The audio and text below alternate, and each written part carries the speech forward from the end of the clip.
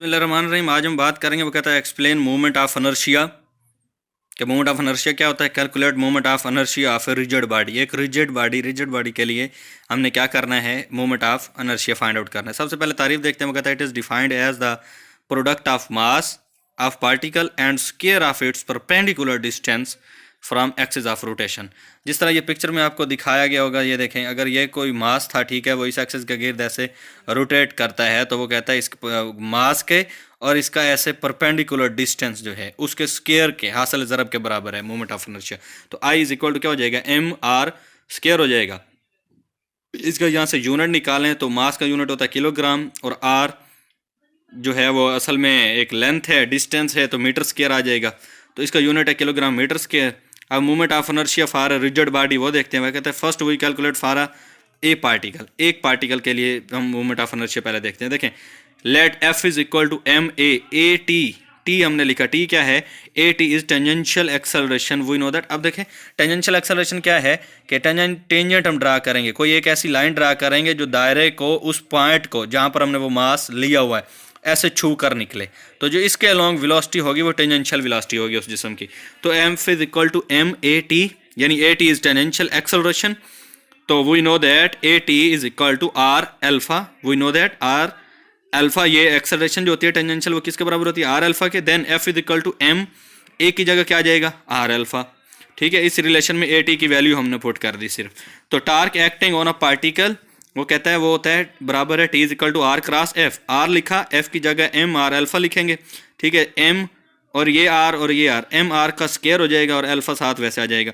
तो टार्क जो है वो हमारे पास बराबर आ गया एम आर स्क्वायर अल्फा के। अब जो एम आर स्क्वायर होता है, ऊपर अभी हमने डेफिनेशन में पढ़ा, वो किसके बराबर होता है, मोमेंट ऑफ इनर्शिया आई के। तो I is equal to M R square.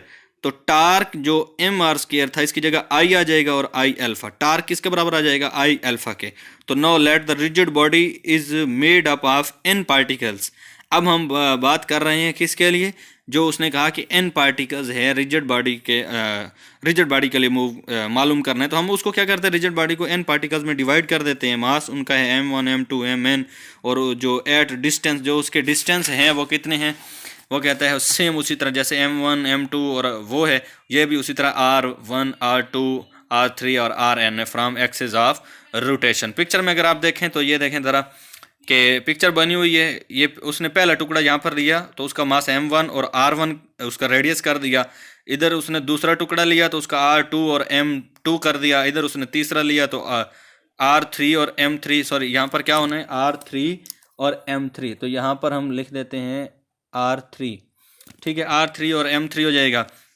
उसी तरह इसके n स्मॉल पैचेस उसने बना लिए। ठीक है, angular acceleration is alpha then torque on each particle. अब हर पार्टिकल के लिहाज से वो टार्क निकालेगा। अब पहला पार्टिकल लेते हैं तो उसके लिए t1 m1 r1 का स्क्वायर अल्फा हो जाएगा। दूसरा वाला पार्टिकल लेते हैं तो t2 m2 r2 का स्क्वायर अल्फा हो जाएगा। तीसरा वाला पार्टिकल लेते हैं तो t3 m3 r3 का स्क्वायर और साथ में अल्फा हो जाएगा। tn लेते हैं उसी तरह तो एम एन आर एन का स्क्वायर और अल्फा हो जाएगा। अब टोटल टार्क निकालने तो इन सभी को जमा करना पड़ेगा। ठीक है, तो उन सभी को जमा कर लेते हैं हम। Total torque is equal t1 t2 t3 और इसी तरह up to so on tn। तो m1 r1 का स्क्वायर प्लस m2 r2 का स्क्वायर, अल्फा सभी के साथ में आ जाएगा। उसी तरह n वाली टर्म भी लिख ली। अब इसमें देखें अल्फा सभी के साथ है, उसको कॉमन निकाल लिया, अल्फा कॉमन आ गया। अंदर m1 r1 का स्क्वायर प्लस m2 r2 का square up to so on mn rn का स्क्वायर आ गया हमारे पास। ठीक है, उसके बाद देखें टार्क इज इक्वल टू, अंदर इसको समीशन लगाई उसने। तो समीशन इनिशियल कहाँ है, 1 से लेकर n तक, m इनिशियल और r इनिशियल का स्क्वायर, अल्फा साथ में था तो ये अल्फा आ गया।